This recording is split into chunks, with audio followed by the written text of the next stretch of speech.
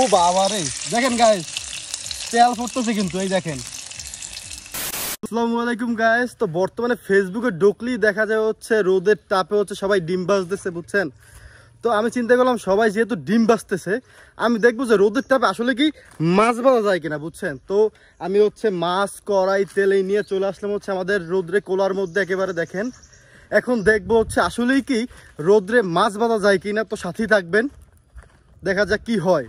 অনেকে বলতে পারেন যেটা দান্দালি ভিডিও, দান্দালি ভিডিও না, আমি কিন্তু একেবারে কোলার মধ্যে চলে এসেছি। আশেপাশে কিন্তু কোনো চুলামুলা কিছু নেই, দেখেন। এই আপনার যে বলবেন যে চুলা দিয়ে হচ্ছে গরম বানাবো, এগুলো কোনো সিস্টেম নাই। এই হচ্ছে মাছ, এই হচ্ছে কড়াই, এই হচ্ছে আমার তেল। হ্যাঁ, এখন হচ্ছে আমি তেলটা ডালিয়ে দেবো, কিন্তু তেল ডালতেছি, বুঝছেন। তো এই দেখেন এই তেল ডাললাম। আর এই অনেকে বুঝতে পারেন যে তেল গরম বানাইছে, তেল কিন্তু গরম বানাই নাই। এই দেখেন এই আমি কিন্তু ধরতেছি নিজে হাত দিয়ে, বুঝছেন। তো দীর্ঘ 1 ঘন্টা হচ্ছে রোদ্রের ভিতরে রাখলাম। আর হচ্ছে এই পাশে আমাদের হচ্ছে মাছ রেখে দিছি, মাছও গরম হয়ে গেছে। আর আজকে আমাদের বরিশালের তাপমাত্রা কিন্তু 39 ডিগ্রি দেখায়, কিন্তু হচ্ছে ওটা বেশি। তো দেখা যাক এখন মাছের কি অবস্থা। ও বাবা রে, দেখেন গাইস তেল ফুটতেছে কিন্তু, এই দেখেন কি অবস্থা, দেখছেন রোদ্রের কি তাপ।